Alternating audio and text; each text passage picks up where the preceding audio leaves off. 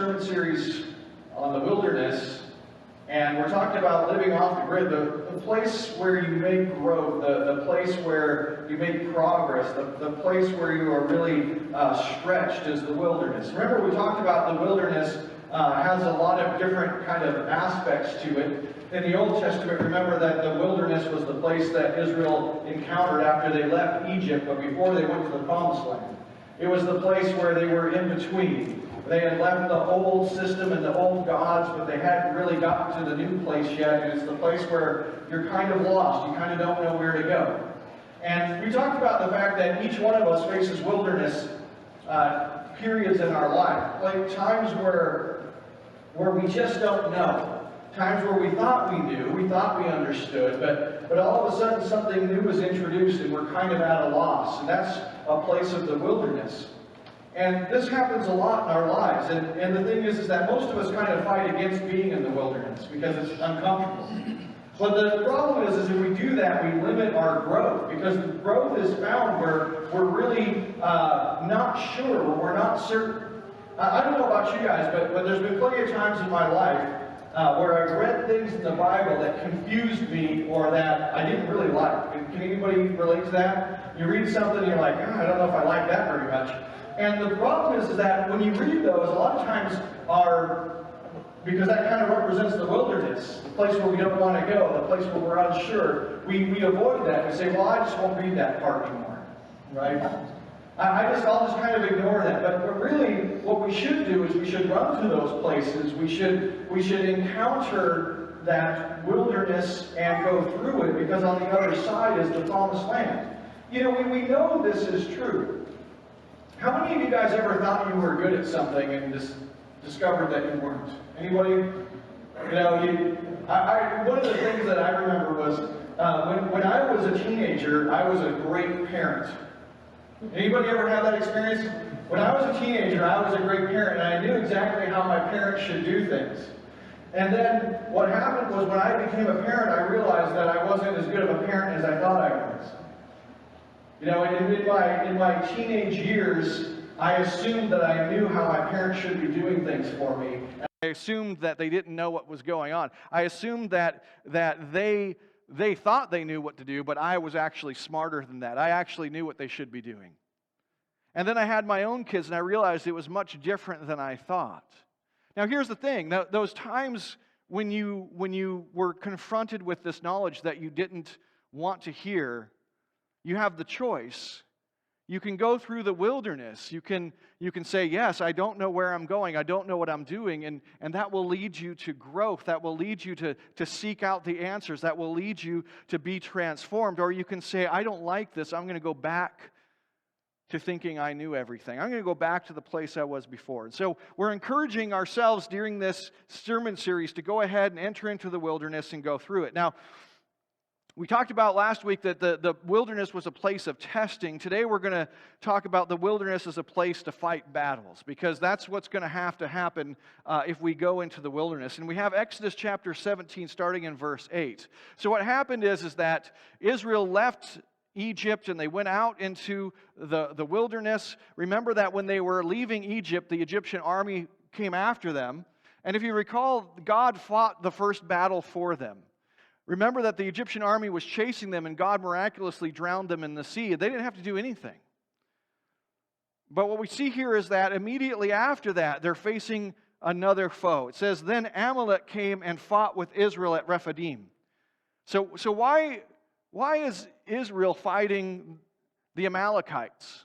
That's what's happening, is they're fighting another people called the Amalekites. Well, actually, some scholars think that what happened was that the plagues of Egypt and the loss of their army invited foreign powers to take advantage of the situation. And so basically what's happening is, because Egypt is now weakened, the Amalekites are going into Egypt as the Israelites are going out of Egypt, and they crash into each other here in the wilderness. Amalek came and fought with Israel at Rephidim. So Moses said to Joshua, choose for us men and go out and fight with Amalek. Tomorrow I will stand on the top of the hill with the staff of God in my hand." So Joshua did as Moses told him and fought with Amalek, while Moses, Aaron, and Hur went up to the top of the hill. Whenever Moses held up his hand, Israel prevailed, and whenever he lowered his hand, Amalek prevailed. But Moses' hands grew weary, so they took a stone and put it under him, and he sat on it, while Aaron and Hur held up his hands, one on one side and the other on the other side. So his hands were steady until the going down of the sun, and Joshua overwhelmed Amalek and his people with the sword. So what's happening here is that you have a people who were not a people. You don't have professional soldiers with the Israelites. Remember, they were all slaves. What do they know about fighting? This is a terrifying prospect. And this time, God is not miraculously saving them. They don't think about the wilderness that they're in. Not only are they outside the place where there's food and all that kind of stuff, they're in the wilderness. But now the problem is that they're in a different kind of wilderness because they don't know what they're doing. They don't know how to fight a battle. They don't know what it is they should be doing. They have to have faith in God for this battle.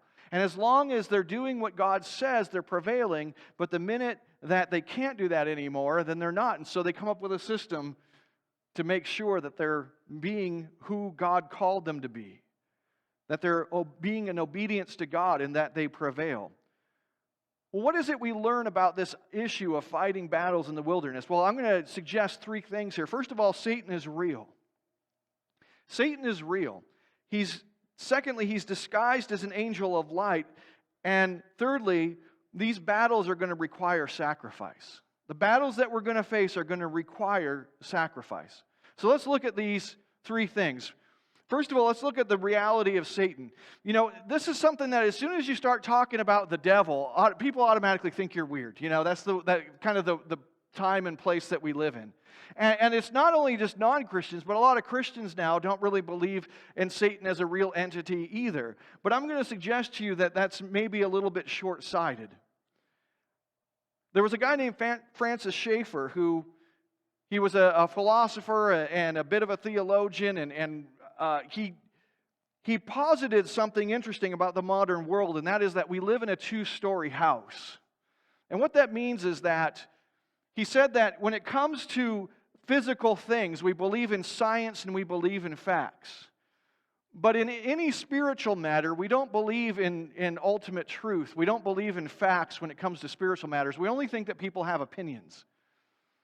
And so we live in this strange place where, from a physical standpoint, you can prove something, but from a spiritual standpoint, that's always just up to people's opinions, and it's whatever you believe is fine. Well, the problem is that you can't really live in that world. And the reason is because you can't live without a certainty of spiritual values. You can't live without a certainty of spiritual values. What do I mean by that? Well, here's the thing. Let's say this. Let's say that you believe that, your view of spirituality is yours and it's fine and it's just as true as mine. The problem is that that's not very convincing. And the problem is that you need it to be convincing. You need to have some certainty if you're going to move forward in your life. What I mean by this is that tomorrow morning is Monday morning and you're going to wake up. What are you going to do? Are you going to go to work or are you going to not go to work? Are you going to try to be a good parent or are you not going to try to be a good parent? Are you going to work hard at something? Are you going to sacrifice for anything in your life? Why? What has value? And if it's just your opinion, if it's not really real, then why should you go forward and sacrifice for those things? You see, the problem is that you really have a choice. You have a choice of nihilism, or you have a choice of spiritual truth. Some people believe in impersonal forces. Well, Satan isn't really real. There's just impersonal forces in the spiritual world. Yeah, they're real, but they're not personal. Kind of like gravity, but a spiritual kind of gravity. Some people believe that there is a God that exists and he's real, but not Satan. And the problem is that none of these ultimately work, and I'll show you why they don't work. I said before that we enter in this place where we either have nihilism or we have spiritual biblical truth. And the reason for that is because the idea of values is dependent upon there being beings. There has to be spiritual beings in order for there to be spiritual values. Here's the thing. How many of you believe that when you leave here, if you were to run somebody over and kill them, that would be a bad thing? Anyone? Okay, see a couple hands. That's good. So I'm encouraged. I'm encouraged by the response. Okay, how many of you believe that as you leave here, if you run over an ant and kill it, that's a bad thing? Like that's a morally bad. How many of you see a difference? And I'm looking for hands now. We're going to put you guys on the spot. You didn't know you were coming to confession time, but we're looking. We're keeping track. We're making a list, keeping it twice. No, wait. We're making 2 lists, and I don't know. We're doing something here. Okay? How many of you believe that it would be worse when you leave here to run over and kill a person than it would be to run over and kill an ant? Anyone here believe that? If they're all just a collection of atoms, what difference does it make? Why does some group of atoms have obligation to other groups of atoms? You see, the problem is that if we're all just material things, if we're all just a conglomeration of atoms, why in the world do we see that we have certain obligations to some groups of atoms and not to other groups of atoms if they're all just groups of atoms with no difference in value? You see, the thing is that there is a difference in value, but the only way that you can get there is to believe that there are spiritual beings. Why? Because just like meaning only comes from a meaningful source, and rationality only comes from a rational source, moral values only come from a being. Let me go through these. Meaning only comes from a meaningful source. How many of you guys have ever been walking along and you see a cloud that looks like a dog or a cat or something like that? Do you think to yourself, hey, God is telling me to go buy a dog? Even better, do you think that the world, that the universe is telling me I need to buy a dog? Have you ever met somebody like that? They'll be walking along, they'll see a leaf that looks like, the Pope, and they think the universe is telling them to be Catholic or something like that. Have you met those people? Or they make a piece of toast, and it looks like Mother Teresa, and you know what I'm talking about? And they think that something is communicating with them. Well, here's the thing. We understand that meaning has to have a meaningful source. What it means is meaning is about intention, right? Something only has meaning if somebody intended to communicate something. If there's no intention, it can't have meaning. Random things can't have meaning. In the same way, we believe that rationality can only come from a rational source. If you're one of those people that has one of those magic 8 balls and you're going to make that have this is your life, this magic 8 ball, you're going to do whatever it says and you shake it up. Well, you're basing your life on something irrational. Why? Well, the words have meanings, but behind it is an irrational source. It's chance. Right? You don't say that this is a rational thing. Somebody who's doing that, you don't look at that and say that's rational because it has an irrational source. In the same way, moral values only come from a personal being. Why? Because moral values don't tell us about what is. They tell us about what should be. Do you understand the difference? How many of you guys have ever watched one of those nature shows? And there's a fox out there, and there's this bird, like they're watching a group of birds, and you start caring about the birds because they do that to you in those shows. Like they show you the bird, and the birds are growing up, and the birds are cute, and the mama bird is feeding the little birds, and it's trying to keep the birds alive, and then some fox comes, and the cameraman is panning to the fox, and then it's panning to the birds, and you're like, oh no, birds, oh no, but they can't hear you. You know what I'm talking about? You're like getting into this. You're like, no. These birds, I've been watching these birds. I've been watching these baby birds. I gave them names. I'm invested in this. And then they pan to the fox. And then they pan, and you're sitting there and you're thinking to the cameraman. You're talking to the cameraman now. You're saying, cameraman, why are you not doing something? Well, why isn't the cameraman doing something? Because he's only concerned with what is. He's not concerned with what ought to be. Right? He's taken himself out of that equation. He's saying, I'm just going to let nature do what nature does. You see, morality doesn't do that, though. Like, if you're sitting there and you're watching a kid kind of toddle across the street and there's a car coming, you don't sit there to yourself and say, well, I'm going to see what happens here. No, you go over there, you stop the car, you grab the kid, you do something. Why? Because you're moral. You have a moral sense to you, and you say, morality is not about what is, it's about what should be, and this kid shouldn't get hit. And in order for there to be an ought, because that's what we're talking about, this ought to happen, in order for there to be an ought, which is what morality is based off of, there has to be a will to will what should happen. You can't have moral values without a valuer. And so the reality is that we're in this universe, and either we have a choice. Either it's complete nihilism, we should just get on with the fact that there is no meaning, there is no purpose, there is no value in anything, or we have to reconcile ourselves to the fact that there is value, and that value comes from an ultimate valuer. And so now there's meaning and there's purpose, but that means there's a person, there's a personality, there's a personal being behind that. You know, it's interesting that we use the word morale a lot. Soldiers have a morale problem, we'll say.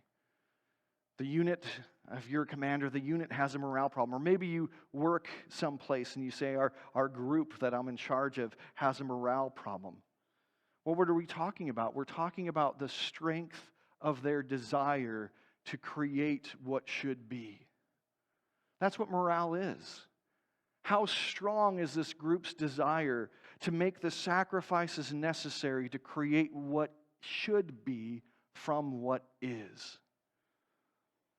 And so we know in our hearts that moral things and moral values can only come from the fact that there is behind everything a personal being. In Ephesians chapter 6, verse 12, it says, "For we do not wrestle against flesh and blood, but against the rulers, against the authorities, against the cosmic powers over the present darkness, against the spiritual forces of evil in the heavenly places." Well, if there's this spiritual thing behind what is good, if there's a will for what's good, then there has to be, listen to this as carefully, if there's a God who says this is what is good, and that's what creates what is good, there's also a will that opposes that. There's a will that opposes that. There's a will for what's good, and then there's a will that's opposed to what's good. Satan exists. God is the highest good. He's the top of the hierarchy. But Satan, we're told, decided that he wanted to be at the top of the hierarchy. He wanted his will to be the highest will. He wanted to determine what was good and what wasn't good. And he's happy with anything but God being the highest good. And that's why he's called the adversary. And that's why he doesn't really care what you believe in and what you follow and what you value, as long as it's not God and what he values. Any other value other than God's value will work. Why? Because his desire is to kill and destroy. In John 8:44 it says, "You are of your father the devil, and your will is to do your father's desires. He was a murderer from the beginning and does not stand in the truth, because there is no truth in him. When he lies, he speaks out of his own character, for he is a liar and the father of lies." This passage goes to two aspects of who Satan is. And this is important. There is an intelligent being out there whose will is to do precisely not what God's will is. And he desires to have you do anything but what God's will is. And his desire is to kill and to destroy, to murder and to lie. Why? Because, number one, he only values himself. He only values himself. We were watching the other day, on YouTube they have these interviews with people who have, like they're the detectives interviewing people who are suspects in murder cases. And they had a kid that was 14 years old, had just turned 14. And he had hatched this plan, and he was very calmly telling the detective this plan that he had hatched. And his plan was he had two friends at school. And what he decided is that he was going to kill both of his friends. And the detective said, well, were you mad at them? No, not a bit. Well, I don't understand. If you weren't mad at them, why were you going to kill them? Because they were the ones who would listen to me and therefore be easiest to kill.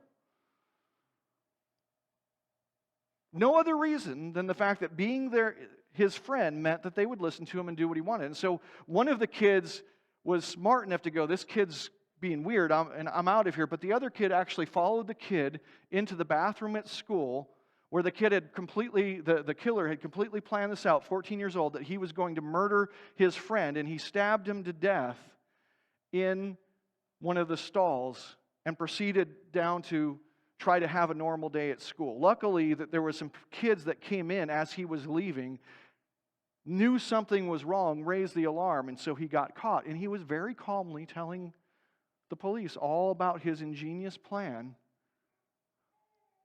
And you say, well, what motivated, what caused this? What ultimately caused this is that this kid valued nothing but himself.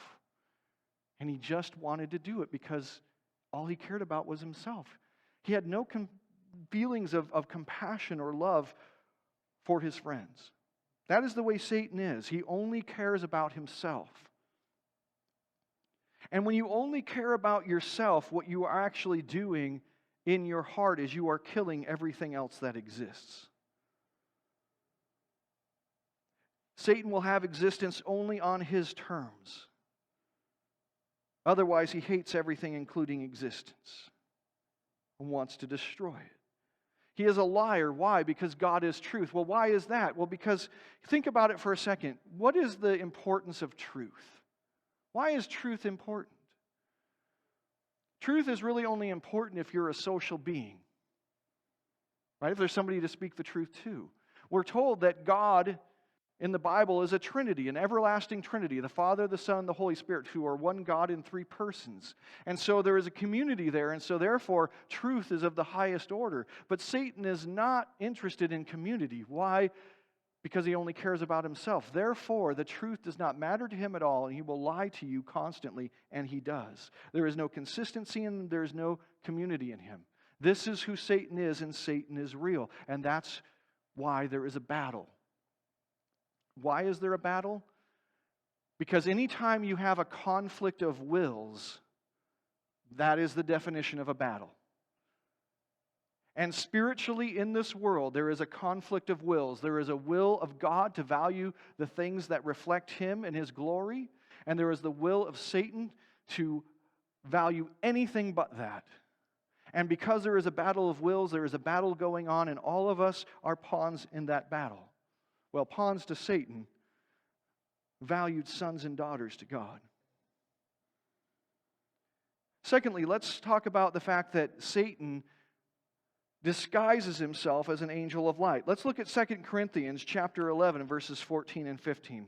It says, and no wonder, Paul is talking about false apostles.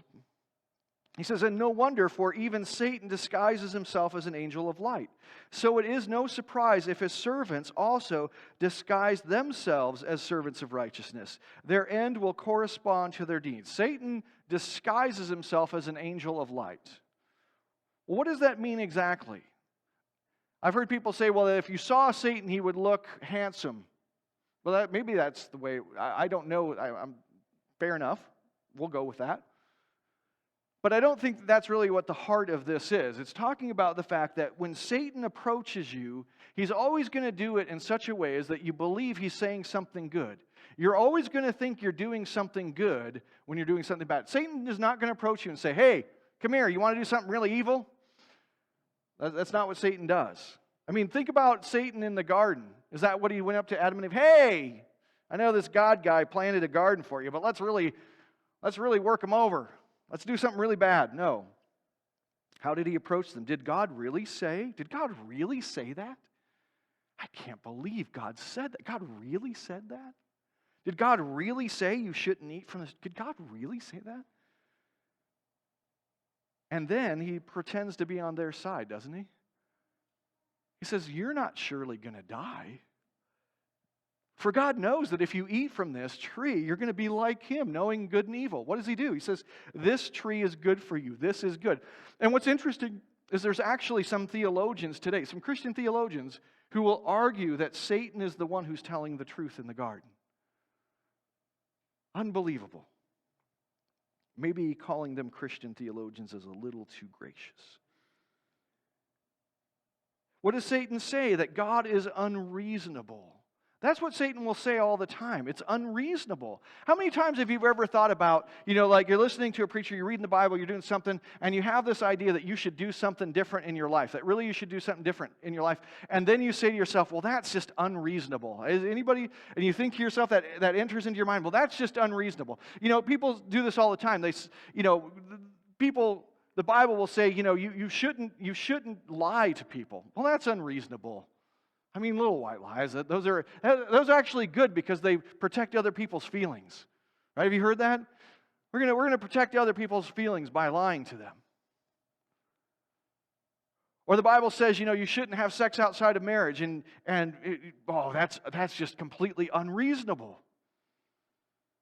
You see, that's always what happens. That's the way Satan always approaches it. And if you don't understand this, you're going to get caught up in it. You can't fight the battle if you don't know what the tactics are. And the tactics are, he's going to appear to you as a Satan. He's going to appear to you as an angel of light. It's not really bad if I do X, Y, or Z. It's really better for me. I know the Bible says that, but it was written a long time ago when people didn't really know what was what. The reality is that no one ever sets out to do what is worse for themselves. And Satan's going to use that. He's not dumb enough to think that you're going to go along with, well, let's do something really bad here. He needs to present this as good, and so he's going to make it seem like doing God's will is extreme. It's fanatical. It's not reasonable. Doing what he suggests is not really that big a deal. In fact, it's enlightened. It's enlightened.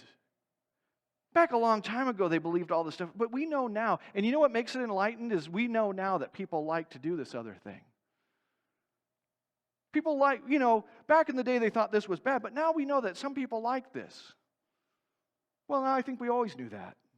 Doesn't make it okay. Satan will also get you to value the physical over the spiritual. How many times have you ever heard somebody say, oh, it's just natural? It's natural. How many times have you ever heard that? When somebody says, oh, you shouldn't do X, they go, oh, X is just natural. You know what? You can go out in the woods, you can go out in the wilderness, you can go out here, and you can find all kinds of things that are natural. But that doesn't mean they're good. And that doesn't mean that they're good for you. There's all kinds of things. You want to talk about natural. Should we look at nature for what we should be doing? You know that there are black widow spiders. Anybody ever heard of those? They'll eat the male spider. That's natural. It's just natural. No. Or I have needs. That's another good one. I have needs. I can't be expected to.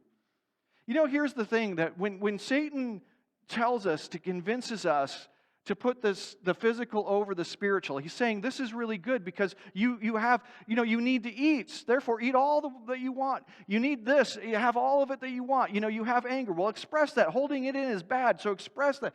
You know what he's doing? He's imprisoning you in the physical world. Satan is imprisoning you in the physical world. How many of you want to be a slave to your body? You know what's interesting? I've rediscovered, when my grandkids were home, I rediscovered what childhood is. You know what childhood is?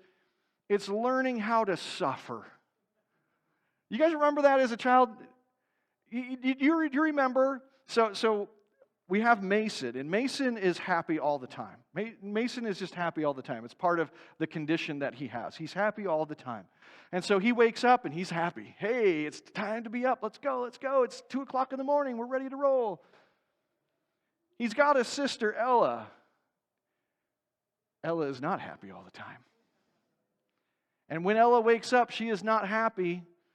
It takes her a long time to come around. She wakes up and she's like, oh, this is the worst. And she cries.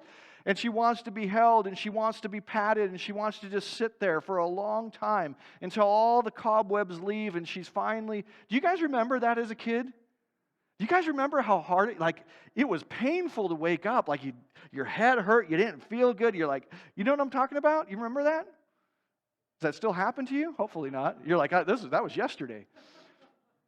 Hopefully that doesn't still happen. You get better at those things, don't you? Why? Because you start putting your physical body in its place. You start taking dominion over your physical body. How many of you guys remember as a kid being so hungry you thought you were going to die? And it was like 20 minutes since you ate? Right? How many of you... No, what happens is now, hopefully what happens to you is you go, oh, I have hunger pains, but you know what? I can take dominion over those. And that's one of the great things that fasting does. I don't know if any of you guys have ever done a fast, but when you fast, yeah, you're going to get hungry. You know what? What you're going to learn is you don't have to be ruled by your body. You don't have to be imprisoned by the physical. You know what's great about not being imprisoned by the physical? The physical is where all of the bad stuff lives. And I'm not saying that the physical is evil. I'm saying that the physical is where all the pain and suffering lives. That's what I mean by bad stuff. It's where all the pain and suffering is. And if you get imprisoned in the physical, you're imprisoned in the place where all that stuff is. And the more power you give to it, the more power it's going to have over you. How many of you guys have ever met somebody who's completely like at the mercy of their physical body? If they don't feel 100%, they can't get up, they can't do anything. You know what I'm saying? And they're completely, and hopefully what's happened as you've gotten older is maybe you were like that in childhood, but now you have mastery over that and the freedom and glory that brings. Well, you know what? That's what happens when you learn not to listen to Satan, when you learn to value things appropriately. Because you know what? When it comes down to you know what spiritual warfare really is?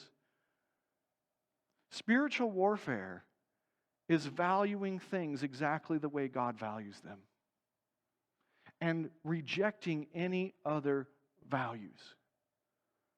Putting each thing exactly where God would have it. Giving it exactly as much value, as much attention as He would have you. And rejecting all the other calls that come from your physical body, that come from your sinful nature, and that come from Satan, and rejecting all the other calls to value things in a different way. Well, let's talk about, lastly, that any kind of battle requires sacrifice. We all should engage spiritual battle as if our life depended on it. Because it's actually way more important than that.